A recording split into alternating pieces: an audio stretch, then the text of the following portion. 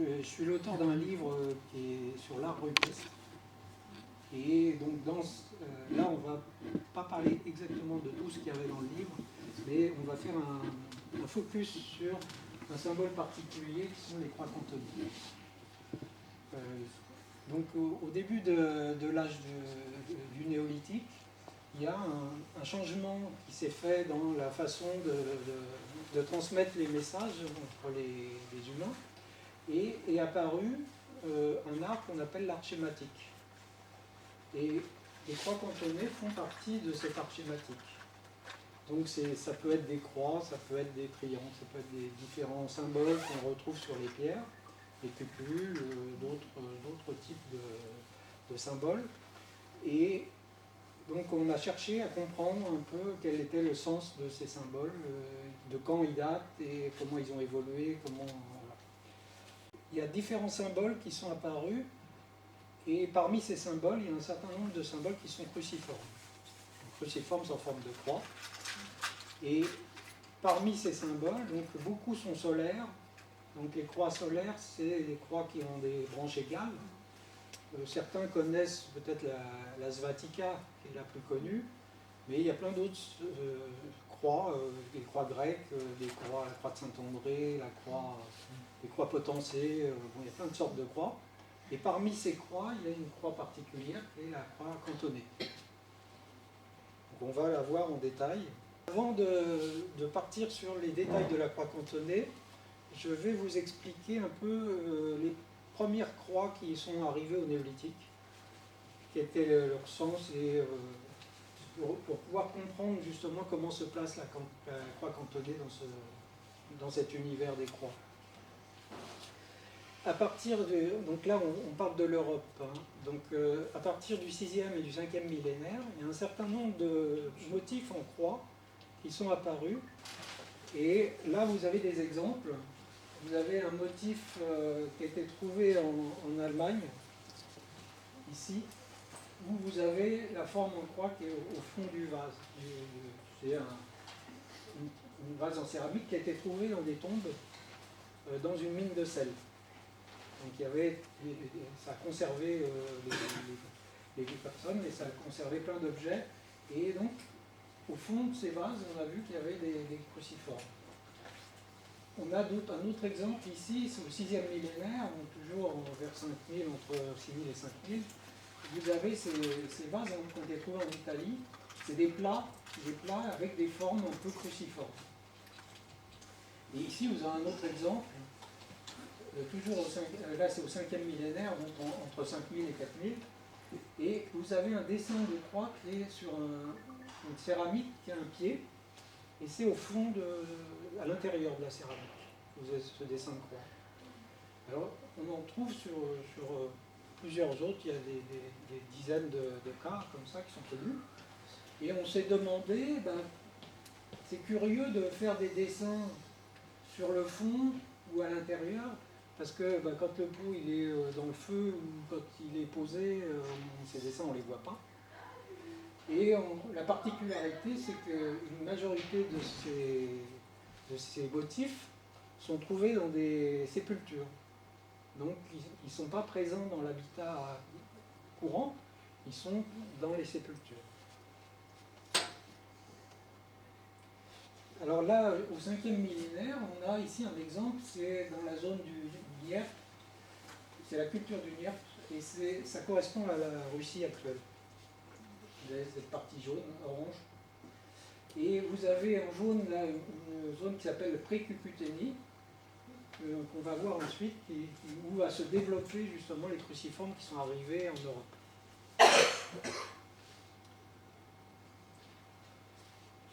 Donc au 4e millénaire, vous avez toute une zone qu'on appelle la culture Cucuteni-Tripiliane, qui correspond à l'Ukraine, la Moldavie et la Roumanie, qui sont malheureusement célèbres en ce moment par des guerres.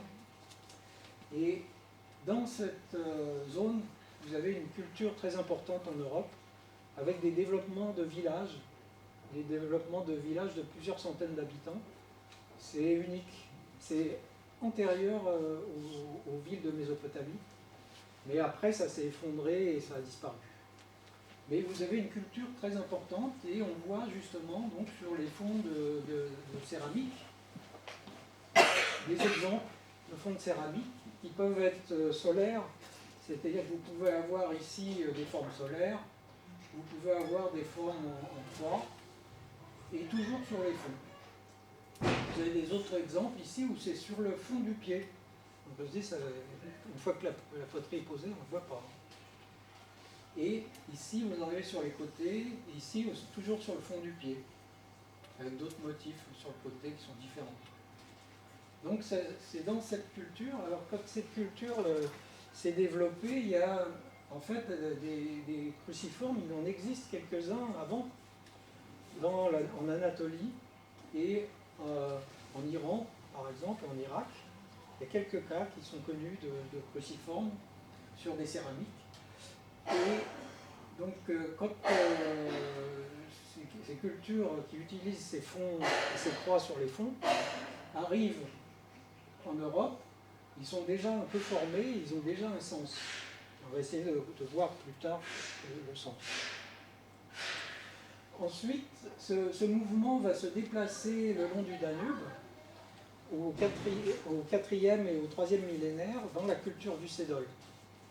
Alors, la culture qu'on a vue juste avant, c'est aussi la zone où s'est développé, où est né les proto-indo-européens, donc qui vont donner toutes les langues indo-européennes. Et donc cette culture indo-européenne se déplace, et on voit ici, dans la culture du Cédole, toujours des plats qui sont formés avec des différents cruciformes, toujours sur les fonds ou à l'intérieur du vase ou de la céramique. Et ici, on en a à la fois sur le fond, sur les bords et à l'intérieur. Et ici, on a justement une croix cantonnée, dont on parlera tout à l'heure, c'est le sujet principal de notre conférence.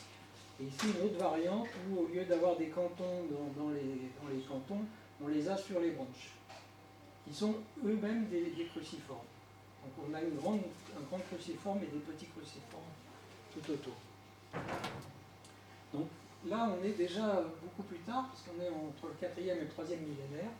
C'est le néolithique moyen et fin du néolithique. On approche la fin du néolithique. Donc les cruciformes continuent à être trouvés aussi au 3e et au 2e millénaire dans la culture campaniforme.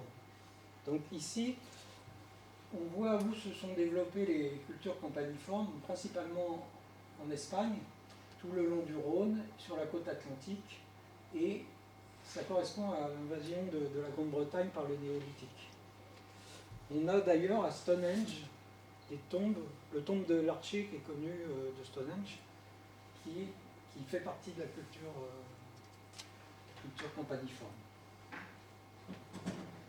Donc on voit pareil, toujours sur le fond du vase, ici à l'intérieur et au fond du vase. Et là on a des exemples qui sont issus, alors on en a qui sont solaires, c'est pas forcément des croix, ils n'ont pas tous cruciformes, vous avez des symboles solaires, et on pense que la symbologie est la même quel que soit le type de fond. Bien sûr on peut penser que c'est simplement des décors, on peut dire c'est des décors, ça n'a pas de sens. Mais ce qui donne un sens, c'est que ces cruciformes sont toujours utilisés dans des tombes. Et sont dans des zones qui sont peu visibles sur les céramiques. Donc là, on va voir un peu tous les types de cruciformes qui existent au moment à la fin du campaniforme. On a déjà toutes ces formes qui existent. Donc la croix solaire qui est connue, qu'on trouve surtout dans les gravures en Norvège, tout ça on en trouve pas mal. On en trouve aussi un peu en Espagne, on en trouve un peu partout. Mais elles ne sont pas très nombreuses, il n'y en a pas tant que ça qui sont connues. On a la croix cantonnée, donc la particularité de la croix cantonnée, c'est d'avoir un point dans chaque canton. Un canton, c'est quand on divise en 4, c'est des quartiers. Et donc dans chaque quartier qui correspond à un canton, on a un point. Et c'est ça qui donne son nom, la croix cantonnée. On peut voir que c'est les mêmes croix que les autres, simplement il y a ces cantons en plus. qui lui donne un caractère un peu plus travaillé. Donc on retrouve ici la croix solaire en cantonné, on retrouve la svatika en cantonné, la croix de Saint-André en cantonné, la croix grecque en cantonné.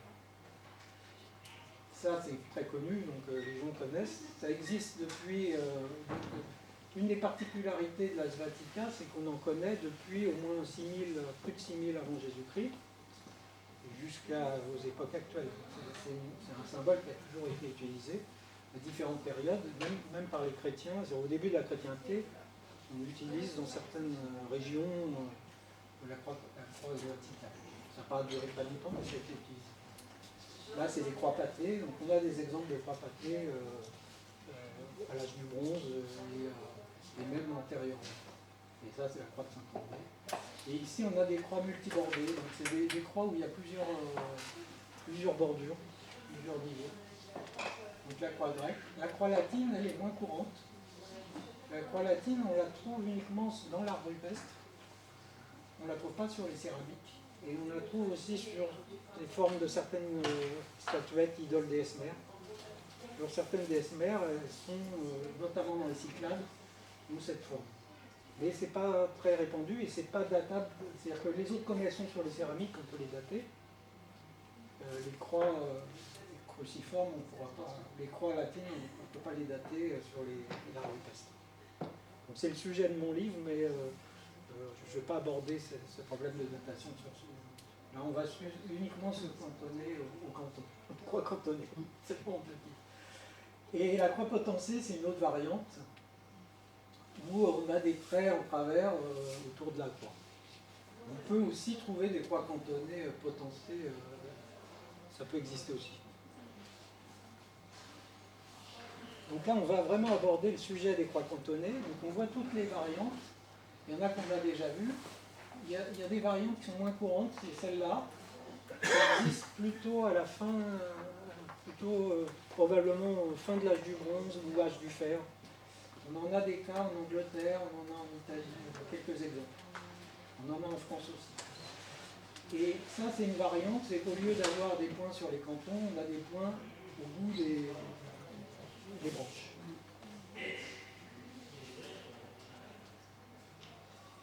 Là, on va retourner en arrière et on va voir donc la naissance de ces cantons. Comment c'est apparu, quelles étaient leurs significations. On a ici un exemple qui date d'environ 5500 avant Jésus-Christ, en Irak. On peut voir qu'il y a une svatika au centre et on a des oiseaux qui sont en train de manger des poissons et on a des poissons qui tournent autour de... Donc on a déjà le sens de la svatika, donc on voit qu'il y a quand même un mouvement circulaire, il y a un cycle, il y a une idée de cycle dans la svatika, qu'on ne voit pas forcément dans les autres croix, ni dans les croix cantonnées, pourtant le sens du cycle est aussi présent dans les autres, mais il n'apparaît pas de la même façon. Ici on est à Suse en Iran, l'Iran actuel, donc c'était une culture... où on a une sorte de croix de Saint-André au milieu, et là le mouvement est donné par des ibex. L'ibex, ça correspond au bouquetin. L'ibex, c'est la même chose que le bouquetin, mais c'était des bouquetins qui vivaient à l'époque en Iran. Et ils étaient très utilisés dans la symbolique et les croyances de cette époque-là. On a des exemples où on a des ibex avec des cruciformes au-dessus de la tête, à cette époque-là. La forme en quadrillage ici, c'est probablement une sorte de jeu, et c'est un damier, et les jeux dans toute la proto-histoire, jouent un rôle dans les croyances. Au niveau des jeux, on le retrouve en Crète, on le retrouve à différents niveaux. Et c'est une importance parce que le jeu, c'est une symbolique de la difficulté de la vie et de comment on fait pour se sortir dans la vie. Et c'est le jeu qui transmet cette image. C'est les aléas de la vie, le jeu. Donc là, on n'est pas encore dans des croix cantonnées, mais on voit ces quatre formes, ces quatre dessins qui représentent chacun qui sont dans des cantons. Là, on arrive donc, on l'a vu dans la partie la culture Cucutimi-Trikliane, donc qui correspond à l'Ukraine et à la Roumanie et à la Moldavie. C'est une culture très importante et on voit des exemples de croix cantonnées. Donc on a ici une déesse mère, une idole de déesse mère. Les déesses mères, il y en a des milliers du néolithique jusqu'à la fin de l'âge du bronze, surtout au début de l'âge du bronze. Et là, on voit qu'il y a une croix cantonnée qui est située au niveau du ventre. Et on pense que ça, c'est un symbole de fécondité. C'est un lien avec la fécondité. Et ici, on a vu tout à l'heure sur un des proto-croix cantonnées, on a des oiseaux de la même façon. Mais là, on commence à schématiser. Et là, c'est là qu'on voit l'apparition de la schématisation des symboles. Et ces oiseaux sont déjà dans des sortes de presque ronds dans les quatre cantons. Donc on a déjà une évolution par rapport à ce qu'on avait vu en Irak. On a déjà cette évolution, et là, c'est dans cette zone-là que ça a été trouvé. Donc on voit qu'il y a quand même des contacts probablement entre ces deux cultures qui se sont faits pour du temps.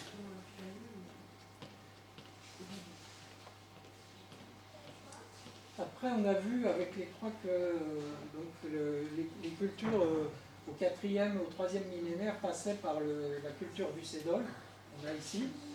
Et donc on revoit les deux qu'on avait vus tout à l'heure, donc la croix cantonée qui est sur le fond, et ici les croix qui sont dans les branches du cruciforme. Cette culture, elle est très liée aussi aux Indo-Européens, parce que c'est dans cette culture que va se développer ce qu'on appelle les chants d'urne. Et les chants d'urne, c'est un peu ce qui arrive, ce qui fait la transition avec la période plus tard celtique. Donc c'est dans cette culture que vont se développer les chants d'urne. Ici, on a un autre exemple. Donc là, on est au 3e millénaire, juste au début du chalcolithique. Donc chalcolithique, c'est l'âge du cuivre. C'est l'apparition du cuivre des premières métallurgies. Et on continue, la plupart des outils restent en pierre, mais il y a quelques objets qui apparaissent, des poignards, des bijoux. Dans cet exemple, on est dans un groupe qui s'appelle CESPEL, qui est connu aussi pour faire partie de l'univers campaniforme. Et là, on a donc le cruciforme qui est dans le fond, et c'est les pieds qui forment les cantons. Ici, on a une autre série d'exemples qui sont développés entre 2800 et 2500. On voit l'évolution de ces cruciformes avec des croix à l'intérieur des branches. Et ici, on voit une évolution encore différente, c'est qu'on n'a plus la forme de croix, mais c'est quand même en cruciforme. Et là, on a ces quatre croix qui apparaissent. Et sur des vases à pied. Alors ici, on est dans une autre région, c'est qu'on est, au bord de l'Anatolie, c'est sur le site qui est connu de Troie, mais c'est antérieur, c'est Isarlik. C'est-à-dire qu'il y a plusieurs couches de villes qui ont été découvertes par Schliemann à l'époque. Et parmi les couches qui ne sont pas datées, mal datées, on a des céramiques de ce type, qui sont des céramiques de déesse mère. Donc on voit les seins, le visage classique, caractéristique des déesses mères. Et on a sur le ventre, comme on l'a vu sur la petite idole, le symbole de croix cantonnée, qui pour moi, fait penser à la fécondité. Là, on continue à évoluer dans le temps. Donc on voit qu'on est au 2e millénaire, avant Jésus-Christ. On a donc l'arrivée des métaux. on a ici, on est au début de l'âge du bronze, et on a des croix cantonnées sur des ballons morts, et on trouve d'autres croix assez couramment sur les disques en or, qui sont une des caractéristiques de cette période, surtout en Grande-Bretagne, là c'est en Italie. Et donc là on a une croix cantonnée sur le fond de ce vase en or. On a ici une Svatika cantonnée qui est particulière parce qu'elle a une bordure et elle est courte. On a la même chose, et là c'est en Crète, à Knossos de la période mycénienne. Et ici c'est des épingles qui ont été trouvées à l'ouest des Alpes bernoises. C'est un col, c'est le passage d'un col. Ils ont trouvé ces épingles, il y en a un peu partout en Europe. Et c'est des épingles qui servaient à maintenir les vêtements, à épingler les tissus qui maintenaient les vêtements. Et là on voit les croix cantonnées qui sont bien visibles. Alors là c'est particulier, ça se trouve dans la forêt de Fontainebleau. C'est la culture Malmontagne, de la Malmontagne. Ça a été découvert en 2015, donc c'est très récent. C'est une culture qui est très riche en gravures, des gravures qui n'ont jamais été vues nulle part et on ne s'est pas rattaché à aucune autre culture jusqu'à présent. Il y a eu une exposition à Nemours l'année dernière qui a présenté justement cette culture et il y a plusieurs centaines d'artefacts qui ont été présentés. Là, vous avez, dans cette culture, vous avez ici un cerf qui est schématisé et le corps du cerf est représenté par une croix cantonnée. Et une autre des particularités qu'on verra plus loin, c'est qu'il y a un trait qui croise la croix cantonnée avec des têtes de personnages, de déités probablement, à chacun des bouts. On le verra plus loin, je vous le montrerai plus en détail. Ici, c'est un personnage avec des bois de cerf. Un personnage qui a des bois de cerf, avec une tête triangulaire qui est caractéristique. On trouve beaucoup d'officiers avec des têtes triangulaires. C'est un peu les mêmes têtes qu'on a ici. Et on a donc la croix cantonnée qui est dans le corps du personnage. Très particulier. On peut voir que dans cette culture, le cerf est toujours présent. Ici, on a le cerf qui est ici, représenté ici. Ici, c'est un autre exemple, toujours avec un cerf, et la croix cantonnée est dans le corps du cerf. Ici, on voit la croix cantonnée dans le corps du cerf, et on a un personnage au-dessus, on a du mal à distinguer. On va continuer toujours dans cette culture de la Malmontagne. On va voir d'autres exemples. On est toujours dans la même culture, c'est une culture très riche, et on a ici des exemples de personnages qui sont des sortes de... On ne peut pas dire de prêtres parce qu'il n'y avait pas de prêtres à l'époque, mais qui sont des sortes de chamans quelque part, même si c'est pas, le chaman ne fait pas référence à la même culture. Mais ici, on a ces personnages avec des instruments. Ici, on a le même avec un instrument ici. Ils sont casqués. Et au-dessus du casque, on a une croix cantonnée. Donc on voit que cette croix cantonnée est au cœur de... On l'a vu sur les cerfs, on la voit ici sur les sortes de prêtres. On voit que la croix cantonnée, c'est un élément important. Et là, on voit aussi qu'elle est solaire. Donc c'est toujours un symbole solaire.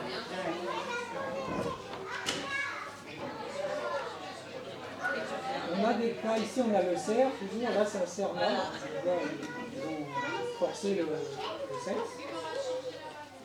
Et on voit qu'il y a plein d'autres symboles qui apparaissent un peu partout. On a ici une forme comme des cornes. Ici, sur une des croix cantonnées, des personnages à tête triangulaire, on voit des cantons sur la partie haute et peut-être une couronne ou un décor dans les cheveux. Quoi. Là, on a vraiment les croix cantonnées. Et sur l'autre qu'on avait vu avant, on avait les mêmes X, mais sans les cantons parce qu'elle était plus petite et il n'y avait pas la place de les faire.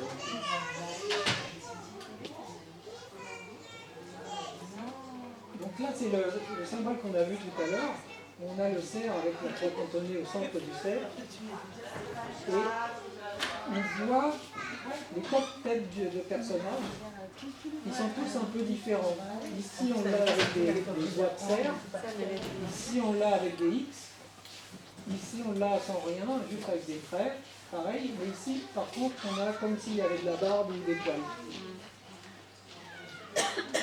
Et ici, on a une croix cantonnée qui est rattachée à rien, et un personnage casqué ici. Et une croix simple ici.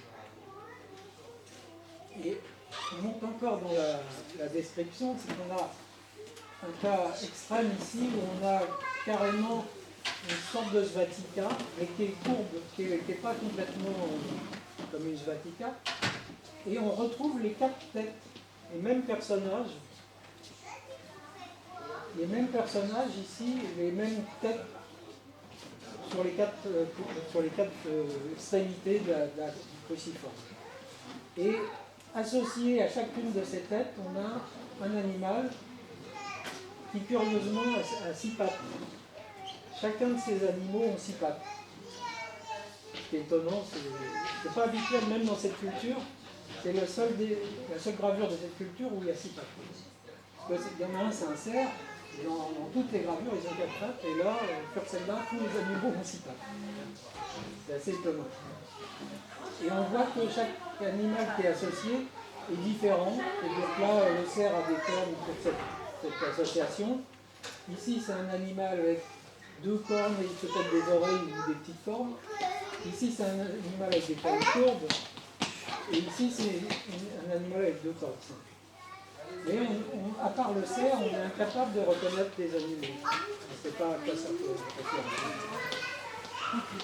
Dans cette culture, on a trouvé aussi des galets gravés qui sont tombés. On pense qu'ils sont tombés, c'est-à-dire qu'on a une pierre centrale, et au pied de cette pierre, on a trouvé dans la terre et le sable, parce que c'est le grès de Fontainebleau, il y a beaucoup de sable. Et donc dans le sable, on a trouvé aux 4 points les 4 mêmes têtes qu'on retrouve sur ces gravures. Et on pense que ça représente en fait les saisons.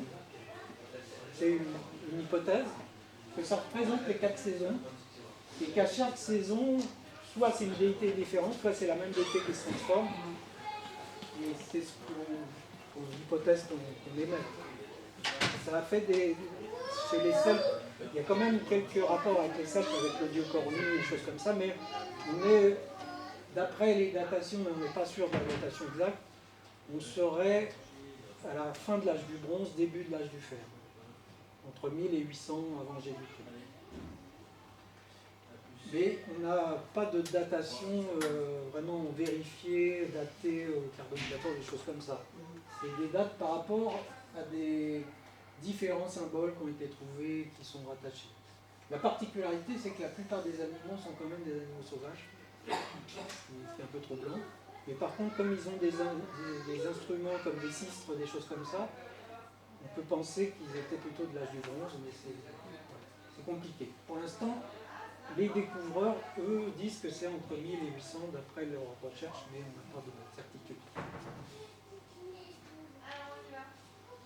Donc là, on continue, là on est au premier millénaire, donc on arrive à l'âge du fer en Europe, et on a des exemples ici de croix cantonnées de l'âge du fer. Donc ici, on ne la voit pas très bien, mais au centre, vous avez une croix cantonnée. Donc dans un plat avec un dessin solaire, qui fait référence, donc on peut penser que ça signifie une croix solaire, c'est dans le sens solaire. C'est en Alsace, et l'archéologue qui m'a montré cette image m'a dit qu'on ne trouvait ces céramiques que dans les tombes. C'est-à-dire qu'on n'a aucune céramique avec ce décor présent dans les habitats classiques. Ici, on a une obole grecque qui est du 5e siècle avant Jésus-Christ, et on a une roue solaire cantonné par des svatika courbes. Ici, on a une croix cantonnée et on retrouve au début de l'âge du bronze, à la fin de l'âge du bronze, au début de l'âge du fer, on a des oiseaux caractéristiques qu'on retrouve à ces périodes. Là, c'est la période Bénassi 1, donc début de l'âge du fer. Et on trouve ces motifs cruciformes sur les ceintures Elstat aussi. Donc, sur beaucoup de ceintures Elstat, on a des motifs cruciformes. Ici, c'est un pyxide dans les Cyclades, en Grèce. Et on a une croix cantonnée au centre, on a des cantons ici, on a encore des cantons ici, et on a une courbe qui englobe les cantons de du deuxième niveau. On a ici, c'est un torque en Espagne, un torque d'or. Donc là, on est déjà dans les Celtibères, probablement. Je n'ai pas la date exacte, mais c'est avant Jésus-Christ. Et on a donc sur ce torque les deux bouts du torque qui sont décorés de croix cantonnées. Ici, c'est en Italie, dans la culture villanovienne, et on a sur les urnes donc, les chapeaux d'urne qui ont des croix ou des croix cantonnées ou des points, qui sont quand même légèrement en croix. On verra d'autres exemples de cette période en Italie. On voit qu'on est passé de... On a changé, c'est que les cultures évoluent et on continue à avoir ce symbole qui est utilisé sur de longues périodes, puisqu'on a commencé au néolithique, au tout début du néolithique, et on arrive ici à l'âge du fer, on continue à utiliser ce symbole. C'est normal, c'est un symbole qui est caractéristique, mais ce qui est surtout intéressant, c'est que c'est toujours dans les mêmes contextes, c'est-à-dire les urnes donc pour les défunts. Là, on est passé dans des urnes, donc on est passé dans des cendres, donc on n'est plus dans des enterrements, on n'est plus dans des tombes, et on continue à utiliser ce motif. Donc là, d'autres exemples italiens. On a des Trosella mesapiennes, c'est au sud de l'Italie, il me semble. C'est du 6e siècle, et on a des décors cantonnés, et on a des cantons ici qui sont, je crois, à la fois sur Svatika et sur canton simple. On a ici une urne étrusque avec un casque décoré de croix cantonnées. Et donc, on peut penser que c'était probablement une personne qui faisait la guerre ou qui était un soldat.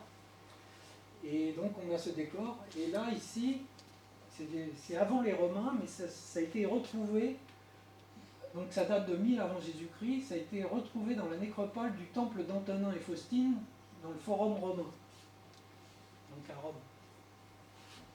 Et on voit, il y a un vase qui est en découpe ici, et à l'intérieur du grand vase, on a un décor en croix cantonnée ici, et on a des urnes cabanes.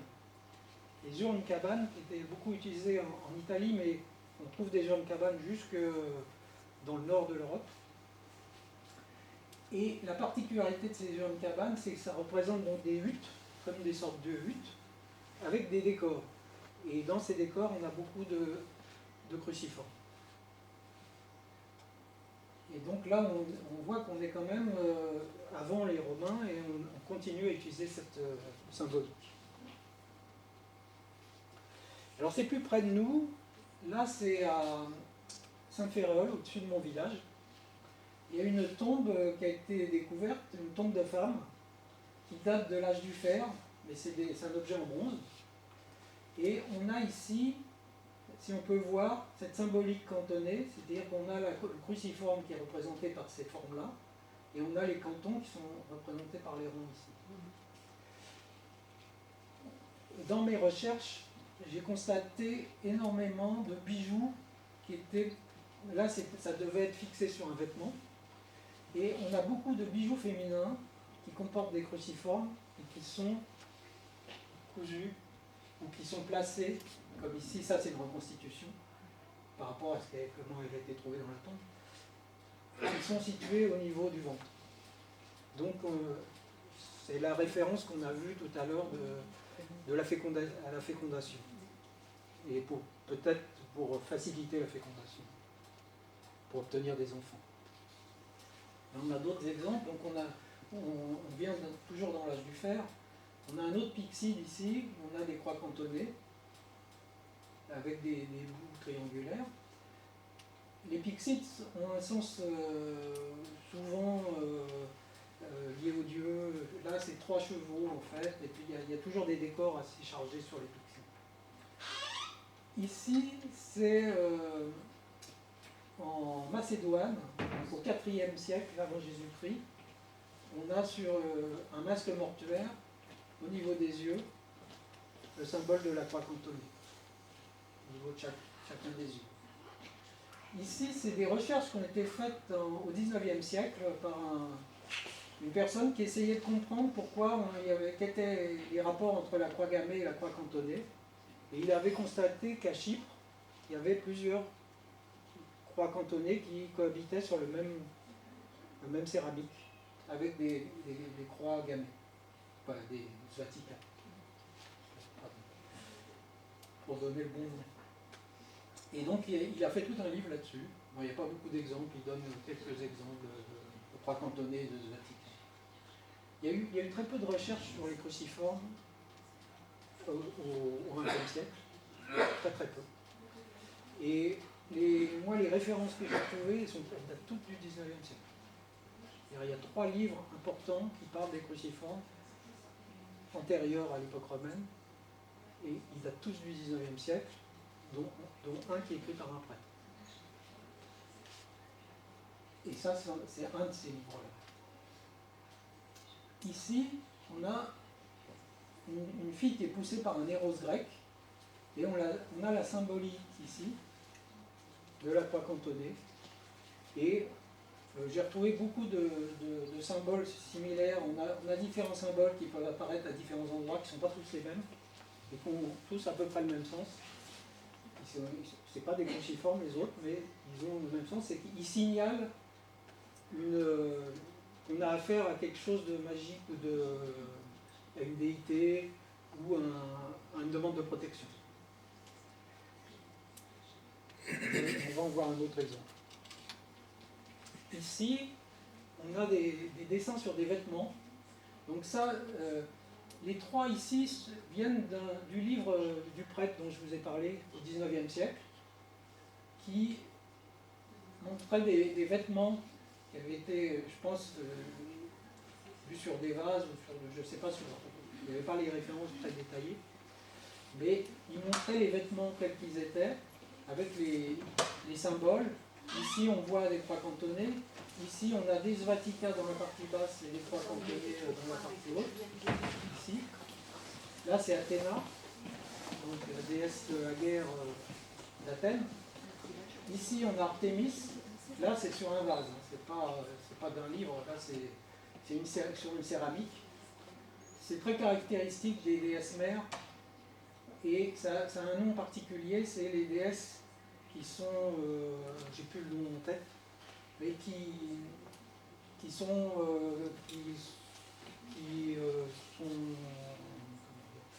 qui dominent la faune sauvage. Et ça remonte très loin, puisque 6000 avant Jésus-Christ, on a l'exemple d'une déesse assise dans un fauteuil qui a 2 fauves de chaque côté. Et on retrouvera ça jusqu'à l'âge du fer, où on a ça va passer côté masculin par la suite, où on a des dieux qui aussi ont des animaux autour. Mais dans toute la première période, c'est toujours des déesses. Ici, on a un autre exemple, toujours un vêtement avec des croix cantonnées, et la description qui est faite par le prêtre, c'est le bon et le mauvais génie se disputent une âme. Je ne sais pas où il a été trouvé cette définition, mais c'est ce qu'il explique. Et effectivement, mes recherches montrent que ce symbole a en fait aussi la signification de l'âme. Et on peut la rapprocher de quelque chose qu'on connaît mieux, qui est la croix de Ankh en Égypte, qui est un symbole de l'âme, qu'on voit donner à la naissance, qu'on voit donner aux personnes à différents âges, et quand la personne meurt, il y a l'encre qui repart.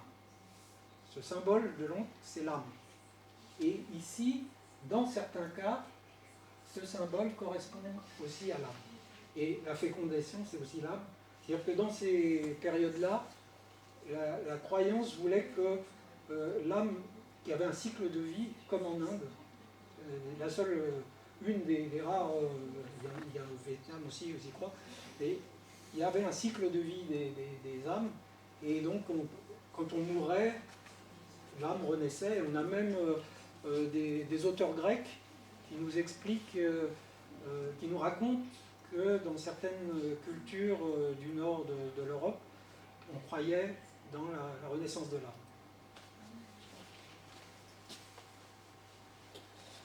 Alors là, on aborde un autre sujet, c'est toujours les croix cantonnées, mais dans l'art rupestre. Un des problèmes de l'art rupestre, c'est qu'on ne sait pas dater précisément l'art rupestre, parce qu'il n'y a pas de moyen, sauf il faudrait que la sculpture soit enterrée et soit trouvée dans un contexte archéologique datable pour qu'on puisse la dater. Il y a très peu de recherches qui ont été faites, et celles qui ont été faites pour l'instant n'ont pas permis d'avoir des dates, ni dans un sens ni dans l'autre. Et donc, quand on a des cruciformes qui apparaissent sur les rochers, on a tendance à les mettre côté historique. On dit ils ont été rajoutés, là c'est sur des menhirs. On dit ils ont été rajoutés aux époques historiques. Mais mes recherches, et c'est le but de mon livre dont je vous parlerai tout à l'heure, montrent que certains de ces motifs cruciformes existaient bien avant la période historique. Et donc certains de ces cruciformes, comme on les a vus sur les céramiques, peuvent très bien être proto-historiques. Et moi j'ai là, en croix cantonnée, j'ai que 2 exemples, mais en cruciforme gravé sur des menhirs, j'en connais des dizaines. Je ne sélectionne que ceux qui ont des aspects possiblement proto-historiques, pas ceux qui sont vraiment chrétiens. Parce que ce qu'il faut voir, c'est que dans les gravures sur rocher, on dit toujours la légende qui est racontée par tout le monde et qui est enseignée, c'est que quand les premiers chrétiens sont arrivés, ils ont fait des croix partout, ils ont christianisé les pierres. Sauf que dans aucun écrit, nulle part, on ne trouve cette action de christianiser les pierres en gravant ces pierres. J'ai cherché partout, on ne trouve pas. Donc, il y a quand même une suspicion qu'il y a une grande partie de ces cruciformes qui sont proto-historiques. Un autre exemple de cruciforme cantonné, c'est ce qu'on appelle la Rosa Camina, qui est très connue en Italie. Et donc cette Rosa Camina existe sous plusieurs formes. Là, on est à l'âge du fer principalement. Les datations qui sont données sont de l'âge du fer. On ne sait pas s'il y en a avant. Le principe de la Rosa Camina, c'est qu'on a donc ici, dans ce cas-là, un alignement de cruciformes, il y en a 9 en tout. Et on a une forme qui entoure les cruciformes, qui est courbe, qui est très proche de ce qu'on a vu en Crète, et qui est très proche de ce qu'on a vu sur un pixel. Et la deuxième forme, c'est ici, au lieu d'avoir un alignement dans ce sens-là, on a vraiment comme la croix cantonnée, c'est-à-dire qu'on a 3 et 3, et on a les cantons. Et toujours avec cet entourage, qui est la caractéristique de la Rosa Camina. Ici, un autre exemple. Donc on en trouve beaucoup dans le Val Camonica. Et ici, c'est une qui est au Portugal. Il y en a quelques-unes au Portugal, il y en a d'autres ailleurs, mais l'essentiel, c'est l'Italie. Ici, c'est une plus simple, où on a un entourage assez simplifié, Et on voit quand même les cupules des cantons, les 4 cupules des cantons.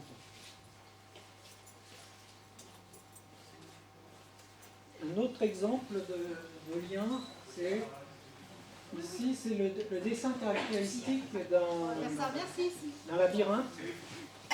Donc, dans le labyrinthe, il y a une façon de dessiner et on a décortiqué les étapes pour le dessiner.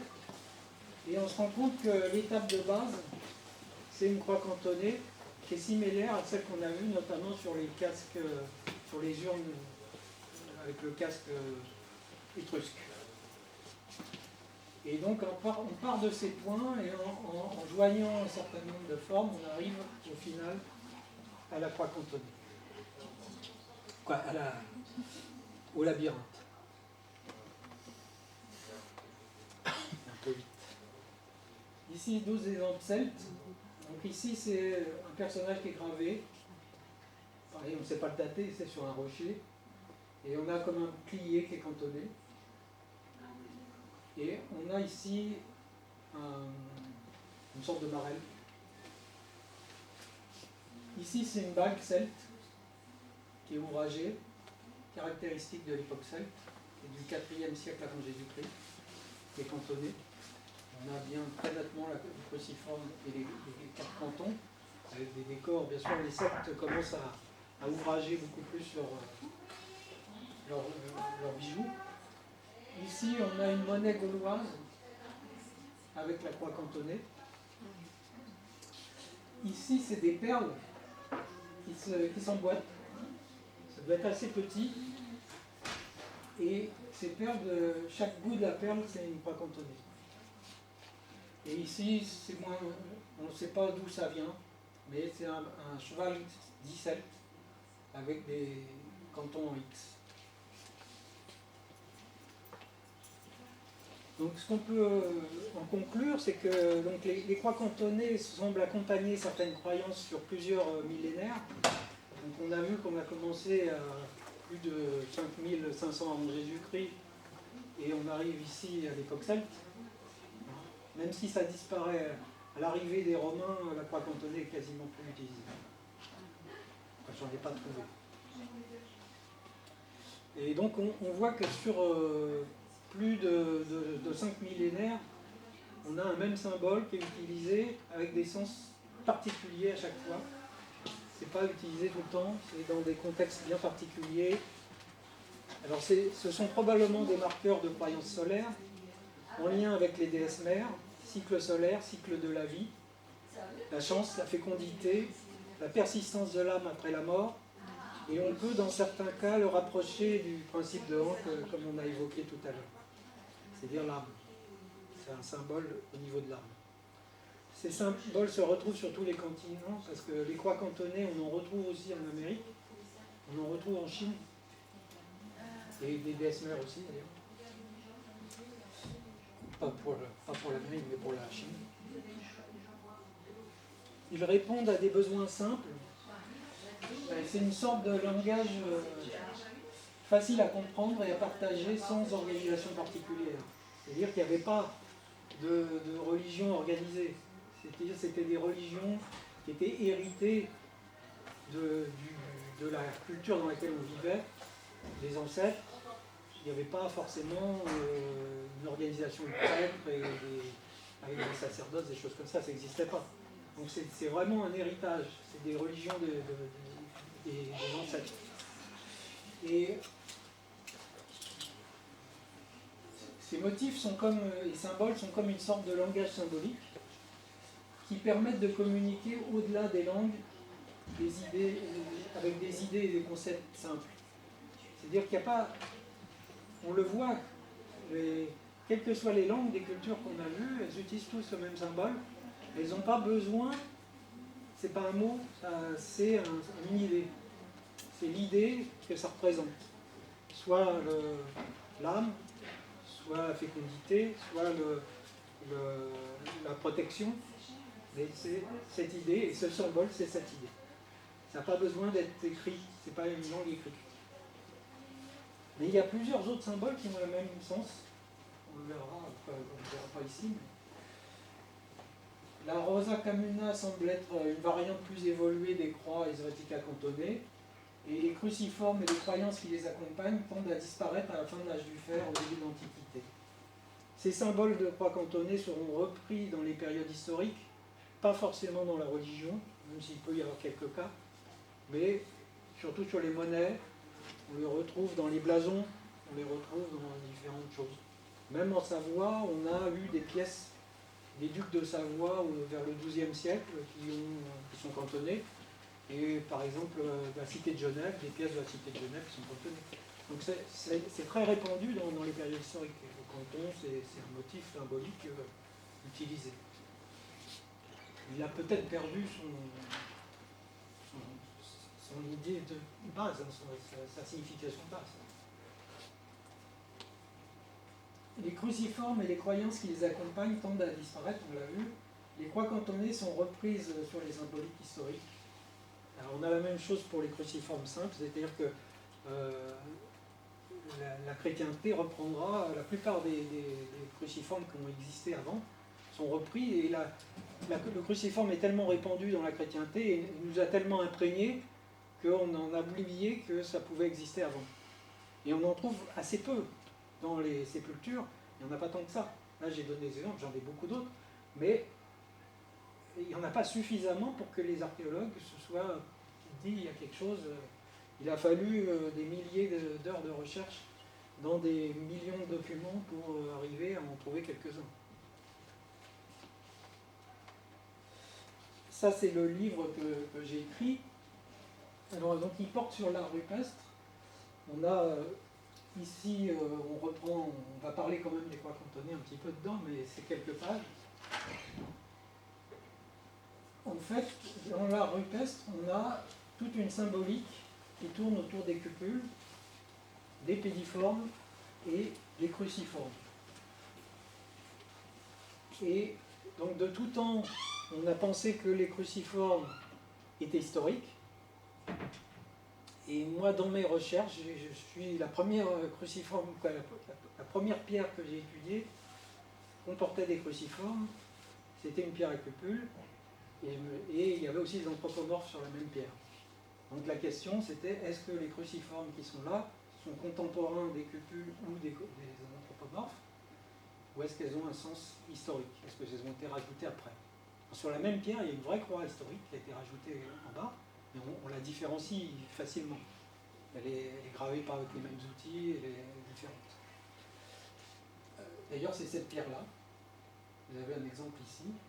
Vous avez, alors on ne les voit pas très bien, mais vous avez des cruciformes ici, là. Il y en a plein de petits sur les bords qu'on ne voit pas. Et vous avez des anthropomorphes comme ici, un personnage qui est entouré de cupules, avec les bras vers le bas. Et ici, un personnage comme une sorte de bouclier. C'est la première que j'ai étudiée. Et en lançant mes recherches, j'ai trouvé plein d'exemples d'autres cruciformes sur des gravures, dont une grande partie sont liées aux cupules, dans différentes régions. Et donc on voit différentes formes de croix. Et il y en a certaines, même si on ne peut pas les dater précisément, on peut dire qu'elles sont antérieures aux périodes historiques et à la période chrétienne. On a par exemple ici, c'est des croix sur naviformes. On en trouve au Portugal, on en trouve en Italie, on en trouve dans certains dolmens en Bretagne, qui sont un peu différents, mais qui ont la même idée. Et on trouve aussi donc là, des croix potentiées, des arciformes, qui ont souvent été dits historiques parce qu'on les appelait arbalétiformes, parce qu'ils ont une forme d'arbalète. Donc c'était les premiers qui ont été trouvés et étudiés étaient sur des gravures très fines qui datent probablement avec des outils en fer. Donc c'était facile de dire c'est historique. Et il y a vraiment au Moyen-Âge, à l'apparition des arbalètes, des gravures d'arbalètes qui ont un sens, qui est différent. Mais moi j'ai fait des recherches et je trouve des arbalétiformes qui sont bien antérieurs en Espagne, qui sont vraiment des proto-arbalétiformes, des proto-arciformes, parce qu'il ne faut pas confondre avec l'arbalète. Et donc Il y a des exemples qu'on voit dans mon livre, je vous montre. Et la particularité, c'est que j'ai commencé mes recherches sur la Savoie, sur les Alpes, l'Italie, la Suisse. J'en ai trouvé au Massif central, dans le sud du Massif central, et il y en a dans la partie des Pyrénées occidentales, Pyrénées orientales. Et donc mon livre raconte ça, montre les exemples dans toutes ces régions, montre qu'il y a quelque chose de curieux, que tous ces symboles soient similaires dans toutes ces régions. La particularité, pourquoi ça n'a pas été étudié avant, c'est que les régions où il y a eu beaucoup de gravures rupestres, c'est notamment le Val Camonica en Italie et la Vallée des Merveilles en France. Dans ces deux régions, il y a très peu de cruciformes. Très très peu. Donc pour eux, ils ne trouvaient pas de cruciformes, il y en a très peu, mais le peu qu'il y a, ils disaient c'est historique. Et du coup, malgré tout, il y en a en Maurienne, il y en a en Tarentaise, il y en a un peu dans différentes régions. Et jusqu'à présent, personne n'avait fait le lien entre toutes ces régions. On en a aussi beaucoup en Espagne, au Portugal. Mais là, je n'ai pas traité dans mon livre parce qu'il y a quand même... c'est similaire, hein, on retrouve exactement les mêmes dessins, les mêmes symboles, les mêmes choses. Mais il y a probablement deux cultures qui ont repris les mêmes choses, mais là, je n'ai pas voulu faire le lien. Je me suis contenté de la partie... Mais on en retrouve dans d'autres régions, on en trouve dans les Balkans, on en retrouve aussi en Europe du Nord, on en trouve un peu partout. Mais ils sont moins... On en trouve à Fontainebleau, donc on a vu tout à l'heure les exemples de Fontainebleau. Et là, c'est plus des croix solaires, ce que j'appelle croix solaires. La particularité de celles que je décris dans mon livre, c'est qu'on a une partie qui sont des croix comme la croix latine, c'est-à-dire avec un bras de corps qui est plus long. On appelle ces croix-là des croix anthropomorphes pour les différencier des croix solaires. Les croix solaires, c'est les 4 branchicales. Les croix anthropomorphes, c'est des croix qui, d'après ce qu'on comprend, représentaient des humains ou des déités, et qui est une schématisation extrême du corps humain. La croix. Voilà.